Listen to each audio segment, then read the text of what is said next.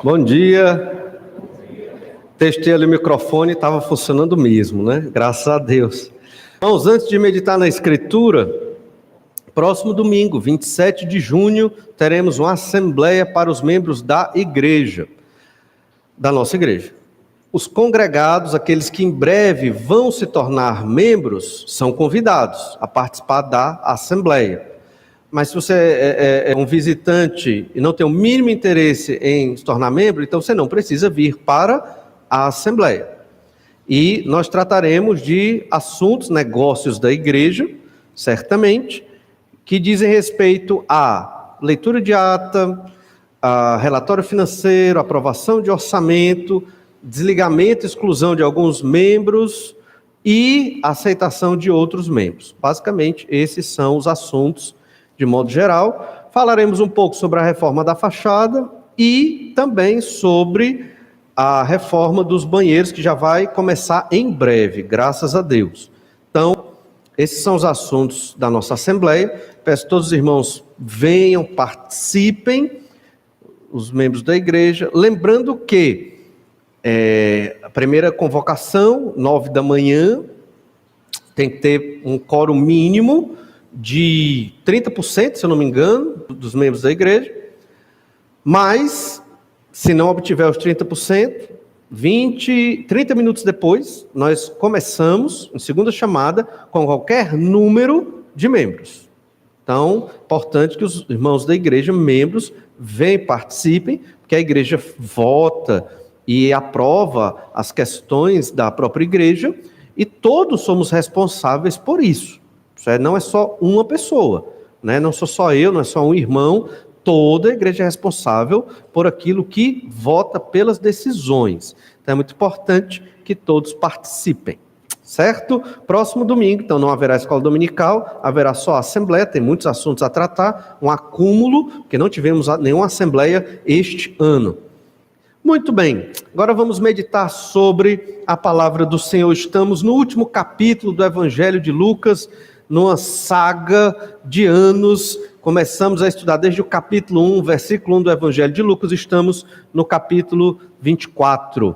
O Senhor Jesus foi julgado e condenado injustamente, obviamente por conta dos nossos pecados, porque Jesus nunca teve pecado, foi levado à cruz, crucificado de modo terrível e cruel, com tudo que poderia haver de ruim, de perversidade, foi feito ali com o Senhor Jesus Cristo, na cruz, sendo o pior sofrimento de Jesus, a colocação, a imputação dos nossos pecados sobre ele. E por isso Deus, o Pai, se afastou de Jesus nesse momento e o deixou ali para sofrer e morrer como expiação pelos nossos pecados. É por isso que uma pessoa é salva, não por mérito próprio, mas pelos méritos de Jesus Cristo, do Senhor Jesus Cristo. Mas Jesus ressuscitou ao terceiro dia. Maria Madalena e as mulheres testemunharam, embora elas fossem desprezadas pela sociedade da época, elas foram as primeiras testemunhas do Jesus ressurreto ali. Maria até confundiu Jesus com o jardineiro, já pensou, mas logo depois percebeu que era o Senhor Jesus Cristo. E então Jesus, ele apareceu a 2 discípulos no caminho da cidade de Emaús. É um dos textos mais belos da Escritura, eu acho, como Jesus valorizou aqueles 2 discípulos, não muito conhecidos, porque nos evangelhos e em Atos, nas epístolas, Pedro e Paulo são os grandes nomes, né? Pedro, o apóstolo dos judeus, Paulo, o apóstolo dos gentios, mas Jesus, ele ressurreto, fez questão de aparecer aqueles 2 discípulos que sabemos o nome de um, vamos ver o nome de um deles hoje, mas que são incógnitos de um grupo mais distante de Jesus, mas o Senhor Jesus apareceu a eles e andou esse caminho com eles. Por quê? Porque nós entendemos que Jesus queria continuar o discipulado deles, e foi a verdade que nós estudamos domingo passado, a de que Jesus, ele quis continuar esse discipulado, e antes de subir ao céu, foi a missão que Jesus deixou à igreja. A igreja tem que fazer discípulos para Jesus. E aqui, deixe-me com muito cuidado fazer essa colocação. Você vem aos cultos e adora a Deus. Amém. Faz parte da missão da igreja? Sim. Mas cadê o fazer discípulos? Você toca, você canta, você tem um departamento que você trabalha na igreja? Amém. Tudo isso é ótimo. E é glória a Deus. Mas cadê o fazer discípulos? Entende? Quando Jesus subiu aos céus, ele deixou claro a missão da igreja. Ensinar tudo que ele deixou, fazer discípulos. Então, às vezes, nós não fazemos aquilo que é mais, não vou dizer importante, mas mais característico e essencial à igreja de Jesus, que é o fazer discípulos. O discipulado acontece domingo na igreja, sim, escola dominical, cultos, é um tipo de discipulado, claro, mas Jesus está fazendo o discipulado aqui pessoa a pessoa, e nós temos que ter essa prática na nossa vida cristã, diária, semanal, mensal, fazer discípulos para Jesus. O tema de toda essa história que nós destacamos aqui, de Jesus aparecendo aos discípulos de Emaús, ali, Jesus ressurreto, é andando com Jesus. Imagine se Jesus estivesse andando com você, do seu lado. E se ele quiser, ele pode fazer isso hoje? Pode.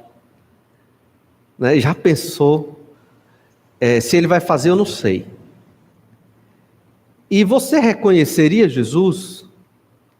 Que assunto você trataria ali com o Senhor Jesus Cristo?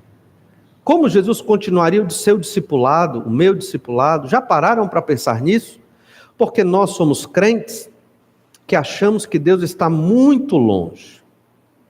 Deus está mais perto do que você imagina, porque Ele sabe até o que você está pensando, o que está no seu coração. Nem chegou a boca para você falar, Deus sabe tudo. Mais perto do que você imagina. Isso não é para causar terror, ameaça a nós, mas isso é para refletirmos sobre a nossa comunhão com Deus, sobre o nosso relacionamento com o Senhor, sermos honestos, confessar os nossos pecados, pedindo perdão e sendo sinceros, buscando a Deus de todo o nosso coração. Mas hoje vamos ver o segundo momento nessa história. Além de Jesus ressurreto, continuar o discipulado desses dois homens, Jesus se preocupou com isso, e é o que nós devemos nos preocupar hoje na nossa vida cristã, fazer discípulos para Jesus.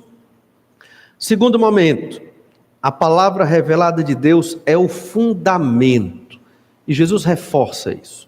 Estamos vivendo numa época em que as pessoas não querem fundamentar e basear suas vidas na palavra revelada de Deus, a Bíblia Sagrada. Os crentes querem basear suas vidas na emoção, nos resultados.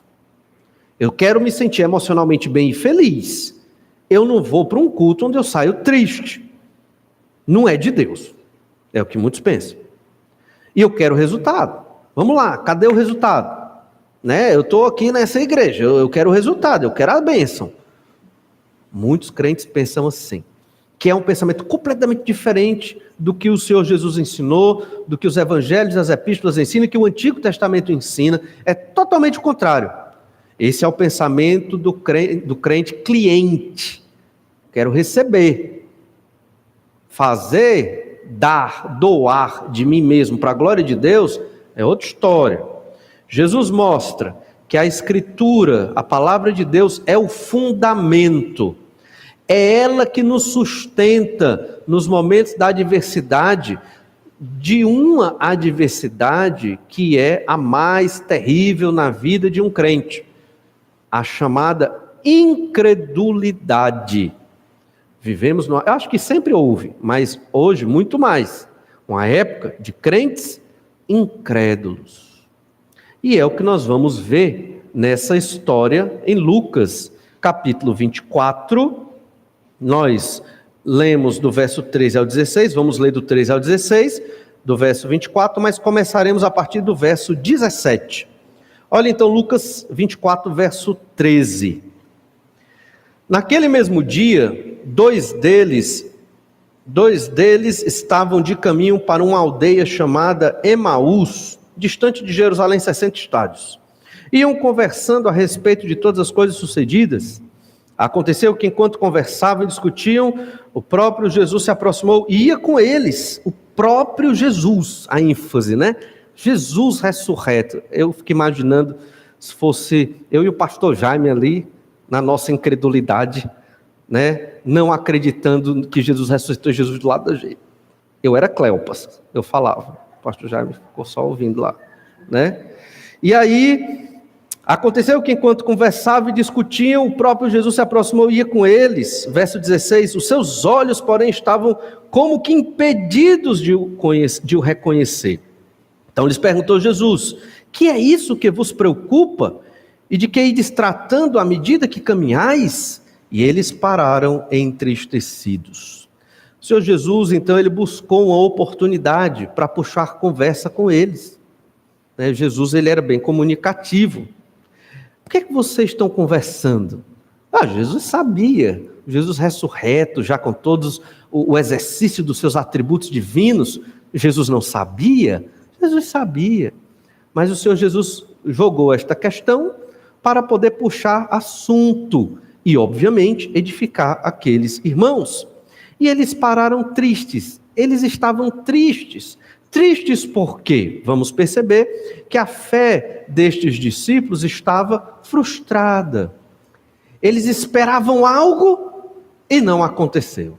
Você já teve expectativas frustradas? Por isso que não é bom, né, nutrir muitas expectativas, porque às vezes é um negócio muito bom, mas falaram que era muito, muito mais bom, ou melhor dizendo, que você, quando viu um negócio muito bom, ficou triste. Por quê? Porque isso queria um negócio melhor, né? Eles estavam tristes porque aconteceu uma coisa maravilhosa.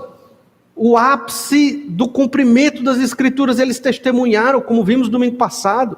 Eles acompanharam Jesus, eram discípulos de Jesus, haviam crido no Senhor Jesus Cristo, se arrependido dos pecados, eles criam que Jesus era o Cristo, o Messias, e eles viram Jesus sendo preso, eles viram Jesus crucificado, eles acompanharam Jesus andando nas ruelas ali de Jerusalém, carregando a cruz e caindo de fraqueza, eles viram de longe tudo aquilo e viram o Cristo crucificado, e o sofrimento de Jesus, e todos os sinais miraculosos que aconteceram ali naquele momento, o céu escurecendo, o terremoto, eles acompanharam tudo. Mas o que foi que aconteceu? O Messias está morto. Eles ficaram tristes. Às vezes nós ficamos tristes porque ficamos decepcionados com Jesus. Eles estavam decepcionados com Jesus. Jesus não disse que era o Cristo já o terceiro dia. Cadê? Vamos voltar para Emaús. Acabou tudo. Tanto investimento da nossa vida, abandonamos o trabalho, tudo para seguir Jesus. E cadê? Eles estavam frustrados com Jesus. Você já ficou frustrado com Deus? Decepcionado com Deus porque você orou e pediu algo a Deus e Deus não lhe deu? E você acha que a culpa é de Deus? Você é infeliz, triste, frustrado, problema financeiro, cheio de coisa na sua cabeça, e você acha que a culpa é de Deus? É? Claro que não. Mas nós não queremos olhar para dentro de nós e reconhecer que a raiz do problema e do nosso pecado veio de nós. Nós escolhemos o pecado. Temos que ser honestos, mesmo nós crentes em Jesus, não somos tão honestos quanto deveríamos ser. Colocamos culpa em Satanás, foi Satanás. Colocamos culpa nos irmãos, nos parentes, nos amigos, mas eu não. Investigue-se. E é por isso que muitos crentes ficam tristes. E às vezes esperam que o culto seja muito animado para poder dar uma revigorada. O problema não é esse, não é a liturgia do culto. O problema é do coração. Eles estavam tristes porque estavam frustrados com Jesus. Jesus estava do lado deles. Se você estiver frustrado com Jesus, porque a vida não vai do jeito que você quer, lembre-se, o Senhor Jesus pode estar do seu lado. Ele é onipresente. Entende? O que você faria se Jesus estivesse sentado do seu lado? Olha o verso 18. Um, porém, chamado Cleopas, respondeu dizendo: és o único, porventura, que tendo estado em Jerusalém, ignoras as ocorrências desses últimos dias? Ainda foi abusado com Jesus, né? Você não está sabendo o que está acontecendo, não? Aí ele vai narrar a história. Veja que ele realmente não reconheceu quem era Jesus, tratou Jesus até assim, de qualquer forma, de qualquer maneira, como Maria Madalena reconhecendo ali Jesus como um jardineiro, e eu imagino aqui o tamanho da humildade do Senhor Jesus Cristo, na forma glorificada como homem ressurreto ali, vivendo já na sua forma que certamente viverá por toda a eternidade futura, e aquele homem trata Jesus de qualquer forma, e Jesus lá, humilde, escutando, esperando a oportunidade para edificar. Quais acontecimentos? Foi a pergunta de Jesus no verso 19. Jesus não sabia? Claro que sabia, mas Jesus estava conduzindo a conversa para edificar os discípulos. Quais acontecimentos? Verso 19. Ele lhes perguntou, quais? E explicaram. O que aconteceu a Jesus, o Nazareno, que era varão, profeta, poderoso em obras e palavras diante de Deus e de todo o povo. Era assim que eles viam Jesus. Era assim que muitos discípulos de Jesus o viam. Profeta. Profeta não é a mesma coisa que Cristo. Pedro, numa das poucas vezes que abriu a boca e foi registrado no Novo Testamento e acertou, foi quando Pedro disse que Jesus era o Cristo, tinha as palavras da vida eterna, era o Filho de Deus. Ele reconheceu isso e Jesus disse, olha, não é você que está falando, não é carne ou sangue que revelaram essa verdade, então veio de Deus. Então, quando você diz que Jesus é o Cristo, é porque você crê que Ele é o Messias, o Salvador, o Filho de Deus, o Filho do homem, o descendente de Davi, aquele que foi prometido desde Gênesis 3,15, como o Salvador daqueles que haverão de crer. Mas quando você diz que Ele é um varão profeta, você não está crendo que Jesus é o Cristo, como deveria crer. Você está dizendo que Ele é um homem poderoso, faz muitos sinais e tem palavras poderosas. Certamente os dois discípulos estavam seguindo Jesus com a motivação errada, assim como muitos ditos evangélicos seguem Jesus hoje com a motivação errada. Eu sigo Jesus para ter a cura, eu sigo Jesus para ter a prosperidade, eu sigo Jesus porque eu quero meus problemas resolvidos.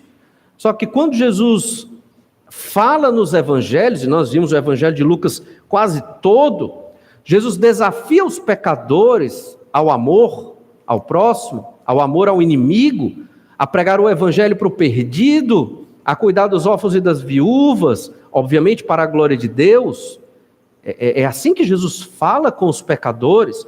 Jesus multiplica o pão, João capítulo 6, mas o que é que ele diz?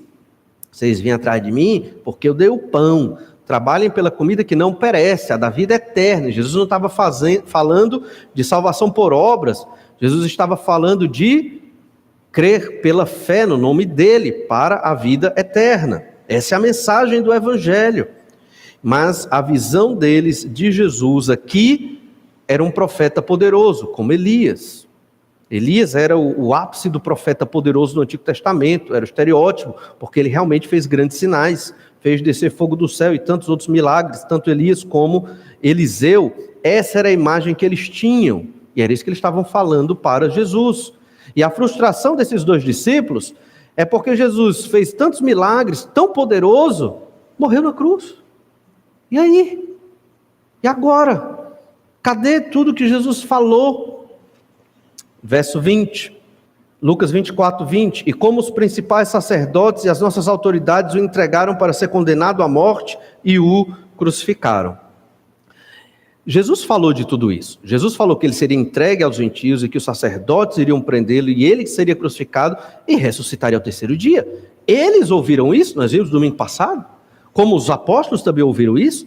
Jesus pregou isso repetidamente, nos evangelhos até parece um negócio meio repetitivo, como na igreja, às vezes parece até um negócio repetitivo, certos assuntos e temas, mas é o que está na Bíblia. E é o que tem que ser pregado, é o que está na Bíblia, não é o que nós queremos colocar como entretenimento para ficar mais interessante para os irmãos, não é? É o que a Escritura diz.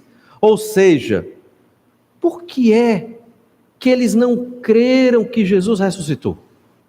Nós cremos. Por que que eles não creram?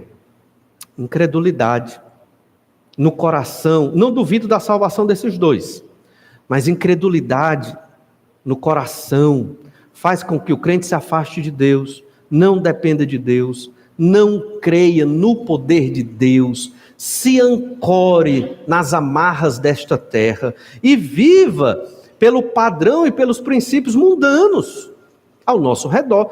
Nós podemos nos tornar crentes secularizados, crentes mundanos, discípulos de Jesus que estão olhando para outro caminho e não o de Jesus.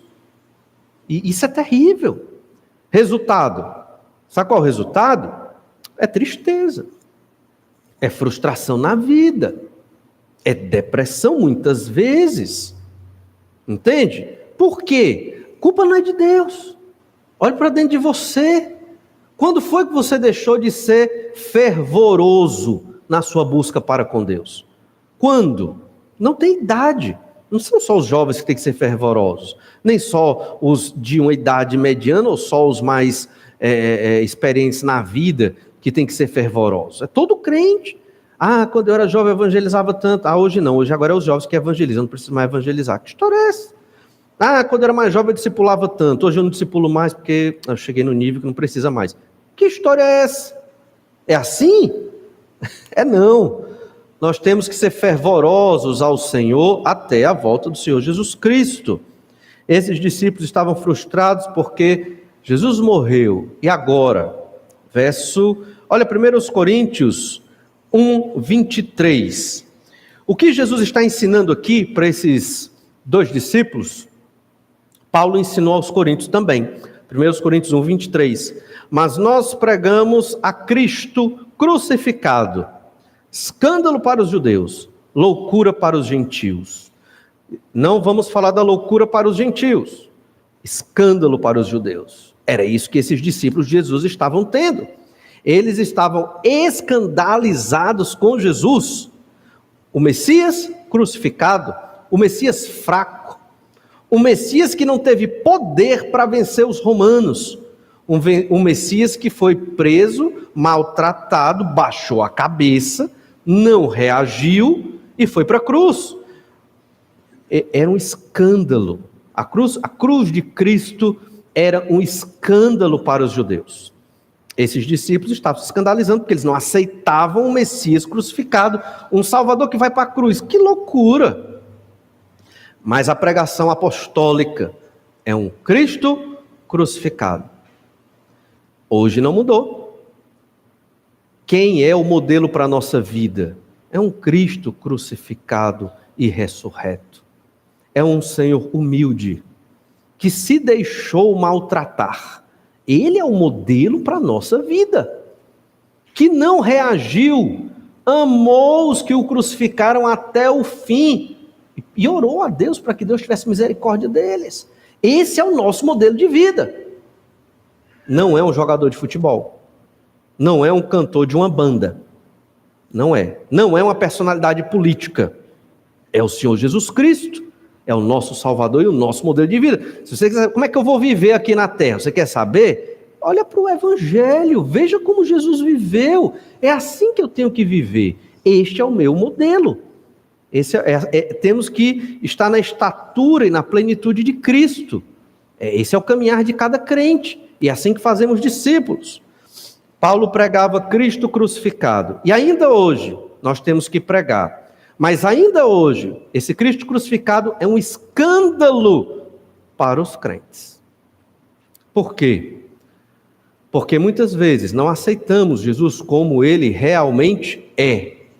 Não vivemos o cristianismo do Senhor Jesus Cristo, como está na Bíblia, como realmente é. Queremos uma parte, outra parte não. E esse é o problema da igreja hoje.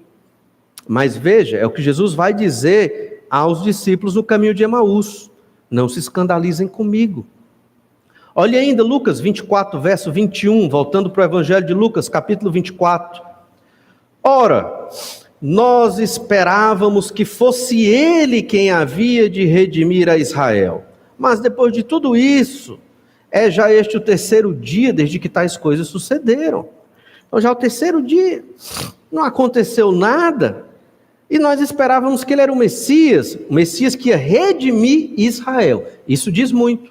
Isso diz que eles estavam enxergando o Messias, profetizado no Antigo Testamento, o Salvador, somente como aquele libertador de Israel, ou seja, um rei guerreiro messiânico que libertaria Israel da dominação dos gentios. E realmente isso um dia vai acontecer. Só que eles estavam olhando só esse aspecto. Eles não viram o aspecto do Messias, que é o servo sofredor. O aspecto do Messias, que é o Cordeiro de Deus. Isso eles não viam, eles não observaram. Eles queriam enxergar o Messias que eles queriam. E Jesus virá libertar Israel dos seus opressores na sua segunda vinda. Certamente o Senhor voltará a tratar com Israel. E há um plano futuro para a nação de Israel. Mas nesse momento, Jesus não veio como leão da tribo de Judá. Na sua primeira vinda, o Senhor veio como Cordeiro de Deus para morrer na cruz pelos nossos pecados. Eles estavam frustrados, porque Jesus morreu na cruz, os romanos continuam dominando ali no primeiro século. E o que será de nós? Jesus, ao entrar em Jerusalém nessa semana, chorou, porque sabia que no ano 70 Jerusalém seria destruída pelos romanos e muitos seriam mortos. Entende? Então a vinda de Cristo, na primeira vinda de Jesus, o objetivo não era libertar Israel dos opressores gentios. A vida era libertar o homem da condenação dos seus pecados, os do Antigo Testamento e os do Novo Testamento e da igreja que haveria de nascer. Mas eles não queriam isso. Eles queriam mais de Jesus, entende? É como hoje. Irmãos, devemos estar felizes e satisfeitos pelo que já recebemos do Senhor Jesus Cristo. Já recebemos a libertação da escravidão do pecado. Já recebemos a libertação da condenação do efeito dos nossos pecados no inferno de fogo. Não vamos para o inferno mais, porque Jesus morreu na cruz pelos nossos pecados. Parece que os anos vão passando e nós vamos esquecendo tudo o que Jesus fez por nós. Esses discípulos estavam frustrados porque Jesus não libertou Israel, naquele momento, no século I, dos romanos. E esse era o pensamento de muitos outros judeus daquela época, um pensamento errado. E temos que ter cuidado para não ler a Bíblia de modo enviesado, somente para os nossos interesses. As seitas, elas usam a Bíblia. E elas pegam da Bíblia só o que interessa para elas. Depois elas botam, está aqui, está na Bíblia. Só que elas recortaram um versículo. Teologia da prosperidade faz muito isso. Nós não podemos ler a Bíblia só para o que nos interessa, como seres humanos e pecadores. Temos que ler a Bíblia no todo para saber o que interessa a Deus, para vivermos genuinamente como servos do Senhor. Por isso, você tem que ler a Bíblia pelo menos uma vez por ano. Não está dizendo na Bíblia que você tem que ler uma vez por ano, mas é uma boa metodologia. Todo ano, leia toda a sua Bíblia. Se puder, leia 2 vezes por ano. Tem ali calendário bíblico, você vai lendo e vai marcando, e vai estudando e vai aprendendo, e vai conhecendo sobre o Senhor. E os discípulos de Emaús, eles continuaram conversando com Jesus e testemunhando do que tinham visto. E por que estavam tristes? Por que eles estavam tristes? Porque Jesus, varão profeta, cheio de poder, muitas obras e palavras poderosas, foi pregado na cruz. E já é o 3º dia e nada aconteceu. Quer dizer, e aí? Nada aconteceu, o 3º dia. Naquela época, eles já eram imediatistas. Imagine nós. Nós somos muito imediatistas. Nós queremos as coisas agora. Deus, eu quero agora. Se não for agora, não pode. Tem que ser no meu tempo. Observe bem se a gente não pensa dessa forma. Não é no nosso tempo, é no tempo de Deus. E nesse percurso, tem as dificuldades e sofrimentos, que são plano de Deus, para aprendermos a ser mais parecidos com Jesus. Lembre-se disso. Na vida, não existe destino, nem existe acaso. Só existe Deus. Tudo é Deus. Tudo, tudo. Um terremoto, uma guerra, uma fartura, é Deus. Porque o Senhor planejou todas as coisas e nada escapa do plano do Senhor, nosso Deus, que é todo-poderoso, onisciente, soberano sobre tudo. Logo, olha Lucas 24, 22. É verdade também que algumas mulheres das que conosco estavam nos surpreenderam, tendo ido de madrugada ao túmulo. Olha, eles já sabiam dos relatos das mulheres. elas testemunharam dizendo que viram Jesus e que não viram o corpo morto, mas Jesus ali, isso aqui é no terceiro dia, Jesus acabou de ressuscitar, acabou de aparecer para aquelas mulheres, apareceu esses discípulos aqui no caminho de Emaús. Jesus trabalha, se Jesus trabalhava muito no reino de Deus, para a glória de Deus, antes da ressurreição, imagine agora ressurreto. Então ele apareceu ali, eles já tinham ouvido falar desses testemunhos, mas ainda estavam incrédulos. Verso 23, e não achando o corpo de Jesus, voltaram as mulheres, dizendo terem tido uma visão de anjos, os quais afirmam que ele vive. Elas afirmam que ele vive. Veja bem o tamanho da incredulidade desses discípulos. As mulheres testemunharam, mas eles não deram crédito, porque eram, obviamente, naquela época, mulheres. Então, mas Jesus mostrou a importância das mulheres, aparecendo primeiramente para elas. Então, a Bíblia não é machista, pelo contrário, dá muita importância para as mulheres, que têm, obviamente, importância. Então, ainda no verso 24, de fato, alguns dos nossos foram ao sepulcro e verificaram a exatidão do que disseram as mulheres, mas não o viram. Esse relato dos discípulos de Emaús é entre Jesus aparecer às mulheres e Jesus aparecer aos apóstolos. Está no meio do caminho. Eles viram, pelo relato dos evangelhos, Pedro creu, mas não viu Jesus ressurreto, mas creu antes de ver. Ele estava convencido de que realmente Jesus tinha ressuscitado. Pedro e João foram correndo e depois das mulheres encontraram lá o sepulcro vazio. Mas esses dois discípulos, sabendo do testemunho das mulheres que disseram, vimos, não foi uma, duas, foram várias mulheres. Discípulos, Pedro e João, atestaram que o túmulo estava vazio, não viram Jesus, mas creram nas mulheres e atestaram a exatidão da história. Mas esses discípulos estavam desanimados, entristecidos, voltaram para casa, abandonaram a obra, abandonaram a missão, eram discípulos de Jesus. Por quê? Incredulidade. E quando surge a incredulidade? Quando nós não somos fundamentados na palavra de Deus. É simples. Por que é importante vir à igreja? Para adorar ao Senhor. E parte fundamental dessa adoração é a instrução da Bíblia Sagrada e na Bíblia Sagrada. Crente não sobrevive sem Bíblia e oração. E esta igreja, até a volta de Cristo, enquanto estivermos aqui, ela será fundamentada no ensino de Cristo e dos apóstolos, sobre a orientação do Espírito Santo de Deus que nos ilumina. Não precisa de atrativos para a igreja. Não precisa. Não precisa. A igreja nem precisa desse prédio. O que cada crente precisa é o fundamento. Bíblia Sagrada. Palavra de Deus todo dia. Uma leitura, não só para cumprir tabela, mas uma leitura reflexiva, onde eu penso, o que é que esse texto está dizendo? Eu tenho que ler a Bíblia pensando, viu? Onde eu penso, o que é que esse texto diz para mim? Onde eu penso, quais pecados esse texto me aponta? E onde eu penso, o que é que eu vou mudar após eu ter lido esse texto? Os discípulos, no caminho de Emaús, eles tinham problemas semelhantes a nós. Além da incredulidade, eles eram pragmáticos. Resultados agora. Já é o terceiro dia, cadê o Jesus ressurreto? Não apareceu, vamos voltar para Emaús, acabou tudo. Tristes, frustrados, a obra morreu. Como assim? Como assim? Aí na igreja acontece um pecado terrível, aí na igreja acontece uma briga do irmão contra outro irmão, aí na igreja acontece uma situação calamitosa, vou sair dessa igreja, igreja de pecado. E aí? Eu já sei. Crente online. Agora eu só assisto as pregações da internet, excelentes pregadores ali, eu oro, pronto, meu culto. Celebro a minha ceia sozinho, eu faço meu pão, meu vinho ali. Celebrei a ceia do Senhor, eu sozinho. Minha família. Pronto. Resultado, os crentes estão assim. Estão desse jeito.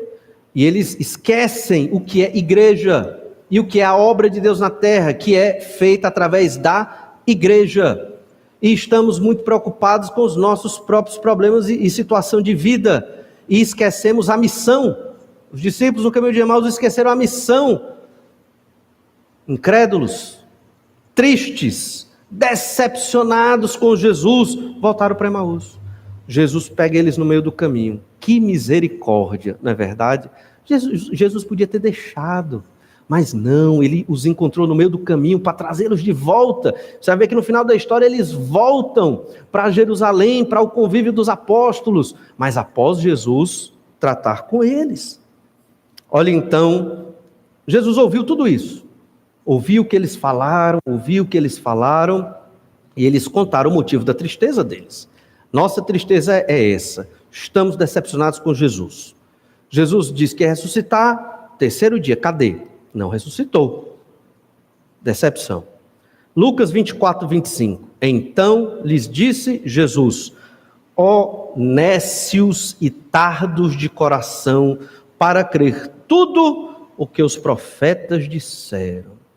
Nécios e tardos de coração. Palavras bonitas. Mas nécio quer dizer louco. É um tolo. Aquele que conhece a Bíblia. Jesus fala dos profetas, está se referindo ao Antigo Testamento. A profecia, as profecias sobre o Messias, o Cordeiro de Deus.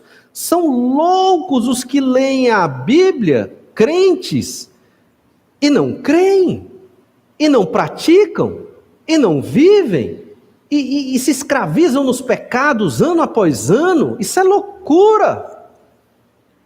E daí vem incredulidade, infelicidade, tristeza, frustração e muitos outros males. Você não sabe por que você é triste? Por que a sua vida não é abundante? Você que é crente em Jesus? Será que é porque lá atrás você se entregou a um estilo de vida cristão passivo? Tá bem, minha vida tá boa, vou para a igreja, leio ali minha Bíblia quando dá tempo, gosto dos irmãos, os irmãos gostam de mim, tem as atividades legais lá na igreja, beleza, tá tudo legal. É só isso. E o discipulado? E a pregação do evangelho? E a consagração de vida? E chegar num culto? O que é que você oferta a Deus nesse culto? Não estou falando de dinheiro. Estou falando da sua vida. Quando você se depara com os cânticos projetados aqui em cima, com a leitura da Bíblia, o que você entrega para Jesus da sua vida num culto como esse? Ou como que vai acontecer, se Deus quiser, logo mais à noite? Jesus ficou aqui indignado com aqueles dois discípulos. Loucos, tardos de coração. Louco é aquele que não usa. Louco aqui, nécios, não é loucura no sentido que a pessoa perdeu as faculdades mentais, o domínio das suas faculdades mentais.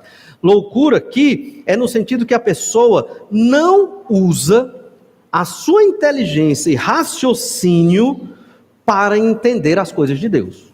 É loucura aqui. E completando isso, o tardo de coração é o lento.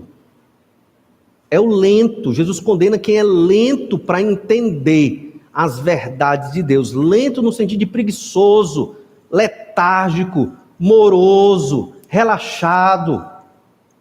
Crente que passa 10 anos na igreja e não sabe a Bíblia. E aí? Como é que fica? Não sabe proclamar o evangelho, não faz discípulos. Ah, pastor, a pregação foi muito difícil, eu vou para outra igreja. Não aguento esse negócio, não é muita pressão para mim. Que é isso? Você tem que se arrepender. Você tem que se arrepender, você tem que ler sua Bíblia. Você tem que pregar o evangelho. A igreja não pode ser letárgica. Entendem isso? Foi por isso que Jesus chegou naqueles discípulos e Jesus começou tranquilo. E Jesus disse, olha, o verso 17 lá, né? Jesus perguntando para eles, que é isso que vos preocupa? De que ides tratando à medida do que caminhais? O que é que está preocupando a vida de vocês? Eles falaram. E aí foi Jesus. Não sou eu não, viu? Foi Jesus. Aqui no verso 25. Ó nécios e tardos de coração, ó tolos e preguiçosos para pensar nas promessas do Antigo Testamento, ó tardos, lentos para ler a Bíblia e entender o que a Bíblia diz. Ah, irmãos, é muito fácil fazer um mestrado e um doutorado. Sabe o que é difícil? É ler a Bíblia. Não é porque ela é difícil, mas é porque a gente tem preguiça de ler Bíblia.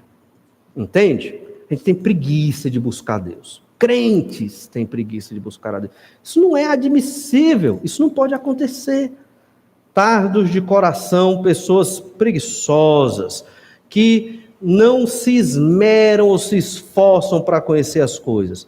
Fica com raiva de mim, não. Fica com raiva de Jesus. Que é Jesus que está falando isso aqui. Quer ficar com raiva? Fique chateado com Jesus. Porque é o que ele está dizendo para os discípulos de Emaús e cabe para nós. Somos tardos e lentos para entender a Escritura. E Jesus, então, ele sintetiza toda a mensagem do Antigo Testamento no verso 26.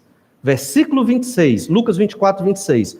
Porventura, não convinha que o Cristo padecesse e entrasse na sua glória? Esse é o resumo da mensagem do Antigo Testamento. Não é isso que está dizendo lá? Todo o Antigo Testamento, todos aqueles 39 livros, não estão dizendo que o Messias, ele vai padecer e entrar na glória? Vocês não entenderam isso? Jesus, ele falando muito duro ali com aqueles discípulos. Então, no verso 27, o que é que Jesus faz? Lucas 24, 27. E começando por Moisés, e discorrendo por todos os profetas, expunha-lhes o que a seu respeito constava em todas as Escrituras. Essa pregação aqui não durou 40, 50 ou 1 hora. Essa pregação aqui foi a pregação de todo o Antigo Testamento. Jesus pregou todo o Antigo Testamento num curso naquela estrada no caminho de Emaús. E eles chegaram em Emaús. Eu não sei em que ponto Jesus os encontrou, mas nós vimos no domingo passado que a distância aproximada de Jerusalém para Emaús eram 11 quilômetros. Imagina que Jesus chegou no 2º quilômetro. 10 quilômetros a pé, caminhando, devagar. Jesus falando o Antigo Testamento para eles. Veja bem, Jesus ressuscitou, eles não creram. Houve testemunho das mulheres, eles não creram. Pedro e João atestaram a verdade, mesmo sem ter visto Jesus ressurreto, eles não creram. O que é necessário crer? A palavra, o Antigo Testamento. O que é que Jesus fez? Jesus trouxe uma revelação diferente? Jesus fez um grande milagre aqui para esses discípulos, para provar? Não, até esse momento, eles não sabiam que era o Jesus ressurreto. Eles achavam que era uma pessoa que estava acompanhando eles, uma pessoa comum, normal. E Jesus pregou Moisés e os profetas, ou seja, os 5 primeiros livros e o resto do Antigo Testamento. Jesus está ensinando para nós que é a palavra de Deus que fundamenta a nossa fé, que é ela que nos traz vigor, força, ânimo, obviamente aliada ao Espírito Santo de Deus que nos fortalece. É a Bíblia, para que nós creiamos no poder de Deus, nas promessas de Deus, num Cristo ressurreto, no novo céu e nova terra, não tenhamos medo da morte, aguardando o que Deus tem preparado para nós. Nós temos que ler muito a nossa Bíblia. A igreja evangélica no Brasil está falida porque não leem a Bíblia, não pregam a Bíblia, não acreditam nas verdades do Senhor. E é isso que Jesus está ensinando para eles. Jesus pregou todas estas verdades para eles. E o que será que aconteceu depois? Nós vamos ver no próximo domingo. Na verdade, no próximo não, porque tem a Assembleia, mas no outro. Mas vimos hoje um segundo momento nessa história, que a palavra revelada de Deus é o fundamento. Que não sejamos, irmãos, crentes, loucos, tardios para aprender a Escritura, lentos no estudo da Escritura. Não sejamos assim. Cada um tem a sua velocidade, eu sei, mas se esmere dentro do máximo que você puder para ler a palavra, para aprender do Senhor Jesus Cristo, e certamente teremos uma vida que agrada a Deus, e isso é igual a felicidade. Vamos orar e pedir as bênçãos do Senhor. Obrigado, Senhor, por tua graça e misericórdia e pelo teu amor para conosco.